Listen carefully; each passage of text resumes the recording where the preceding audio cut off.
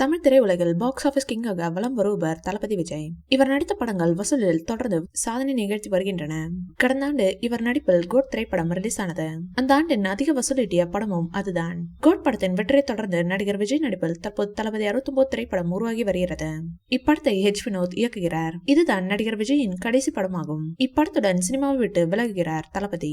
தளபதி 69 திரைப்படத்தில் நடிகர் விஜய்க்கு ஜோடியாக பூஜா ஹெக்டே நடித்து வருகிறார். இவர்கள் இருவரும் இதற்கு முன்னர் பீஸ்ட் படத்தில் ஜோடியாக நடித்திருந்தனர். அது மட்டுமின்றி இப்படத்தில் நடிகர் விஜய்க்கு வில்லனாக பாலிவுட் நடிகர் பாபி தியோல் நடிக்கிறார். இது தவிர மம்தா பைஜு, டிஜே அருணாச்சலம் என மிகப்பெரிய நட்சத்திர பட்டாளமே நடிக்கும் இப்படத்திற்கு அனிருத் இசையமைக்கிறார். இப்படத்தை கேவிஎன் புரொடக்ஷன் நிறுவனம் பிரம்மாண்ட பொருட்செலவில் தயாரித்து வருகிறது. இப்படத்தில் ஒளிப்பதிவாளராக சத்யன் சூரியன் பணியாற்றி வருகிறார். மேலும் சண்டை பயிற்சியாளராக அனல் அரசு, படத்தொகுப்பாளராக பிரதீப் ராகவ், கலை இயக்குநராக செல்வகுமார் என பலமாக தொழில்நுட்ப குழுவுடன் உருவாகி வரும் தளபதி 69 திரைப்படத்தின் படப்பிடிப்பு விறுவிறுப்பாக நடைபெற்று வருகிறது.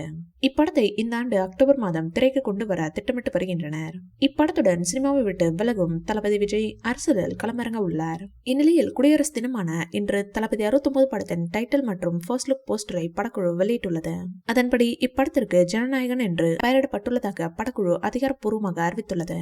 இதன் ஃபர்ஸ்ட் லுக் போஸ்டரில் தன் பின்னால் மக்கள் படை திரண்டிருக்க நடிகர் விஜய் அவர்களுடன் உற்சாகம் பொங்க செல்ஃபி எடுக்கும் புகைப்படம் இடம்பெற்றுள்ளது. இப்படத்தில் நடிகர் விஜய் ராணுவ வீரராக நடித்துள்ளதாக கூறப்படுகிறது. இந்த ஃபர்ஸ்ட் லுக் போஸ்டரில் படத்தின் ரிலீஸ் பற்றி எந்தவித அறிவிப்பும் வெளியிடவில்லை என்பது குறிப்பிடத்தக்கது. இந்த வீடியோ பிடிச்சிருந்தா லைக் பண்ணுங்க, ஷேர் பண்ணுங்க. மேலும் விஜய் சார் பற்றிய தகவல்களுக்கு எங்க சேனலை சப்ஸ்கிரைப் பண்ணுங்க.